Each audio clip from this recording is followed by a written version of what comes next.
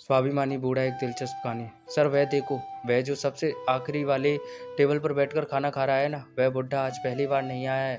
वह इससे पहले भी 2 बार अपने होटल में खाना खाकर जा चुका है, लेकिन उसने अब तक अपने उधार के पैसे नहीं चुकाए हैं और आज फिर आ गया खाना खाने। होटल के एक वेटर ने अपने मालिक हीराचंद के कानों में धीरे से यह बात बताई।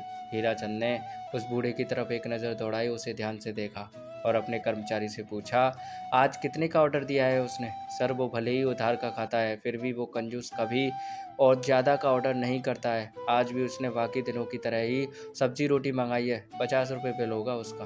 वेटर ने जवाब के साथ उस बूढ़े के प्रति अपने विचार भी व्यक्त किए। बूढ़े के साधारण से खाने का ऑर्डर देखकर सोचते हुए हीराचंद ने कहा, कुछ मजबूरी रही होगी उनकी, इसलिए बेचारे पैसे नहीं दे पाए होंगे। नहीं सर, ऐसे लोगों को मैं बहुत अच्छी तरीके से जानता हूँ। फोकट का खाने की आदत होती है उनको, और जब पैसे देने की बारी आती है तो आनाकानी करते हैं। बूढ़े की तरफ वेटर ने तिरस्कार भरी नज़रों से देखते हुए कहा। हीराचंद को अपने कर्मचारी के विचार जानकर थोड़ा बुरा लगा।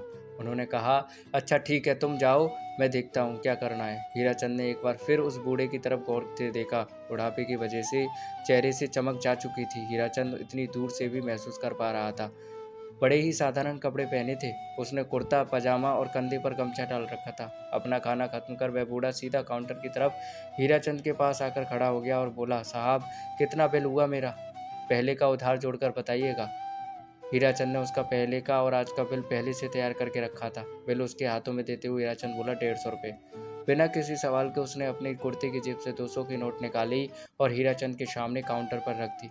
हीराचंद ने पैसे उठाते हुए बूढ़े से पूछा, अंकल आप यहीं कहीं पास में रहते हैं क्या?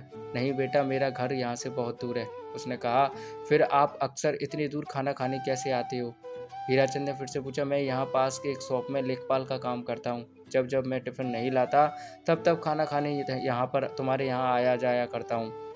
तब और अब हमेशा जो जेब में पैसे रहते नहीं हैं, इसलिए कभी कभी उधार ही खाना खाकर जाता हूँ, लेकिन आज मेरा पगार हुआ है, इसलिए आज मैं जानबूझकर यहाँ आया हूँ। सोचा खाना भी खा लूँगा और पहले की उधारी भी चुका दूँगा, थोड़ा सा हंसते हुए बूढ़े ने कहा। बूढ़े की उम्र देखकर हीराचंद अपने आप को एक और सवाल पूछने से नहीं रोक पाया, आपका परिवार नहीं है क्या?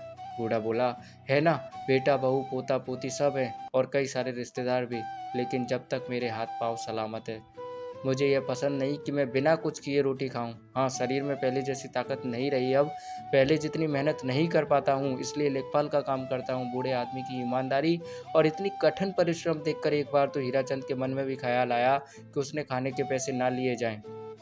लेकिन उसके साथ हुई इस 2 मिनट की बातचीत में हीराचंद यह तो जान गया था कि वह बुजुर्ग कितना स्वाभिमानी है, उसके स्वाभिमान को ठेस ना पहुंचे। यह सोचकर हीराचंद ने 150 रुपये काटकर 50 का नोट निकालकर उसकी तरफ बढ़ाया।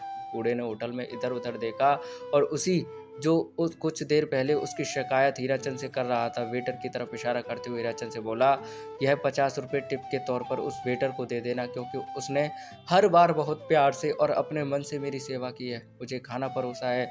इतना बोलकर वो वहाँ से चला गया। 50 रुपये हाथों में लिए हीराचंद अपने कर्मचारी को उस बूढ़े के प्रति दृष्टिकोण और उस बूढ़े आदमी के उस कर्मचारी द्वारा दिए गए खाने के प्रति प्यार और आदर देखकर अचंभित हो गया। उसके पास बोलने के लिए कुछ भी नहीं था। तो दोस्तों, आप अमीर हैं या गरीब, आपके पास जो भी पैसा है वह कभी भी यह तय नहीं करता कि हमारा दूसरे लोगों की तरफ कैसा दृष्टिकोण है। हमारे विचार कैसे हैं, यही हमें गरीब या अमीर, अच्छा या बुरा बनाते हैं। तो दोस्तों, बूढ़े की ये कहानी आपको कैसी लगी कमेंट में बताइएगा, और अच्छी लगी तो लाइक और शेयर करके जाना दोस्तों, और ऐसे ही सुनते रहने के लिए चैनल को सब्सक्राइब करना मत भूलना। थैंक यू दोस्तों।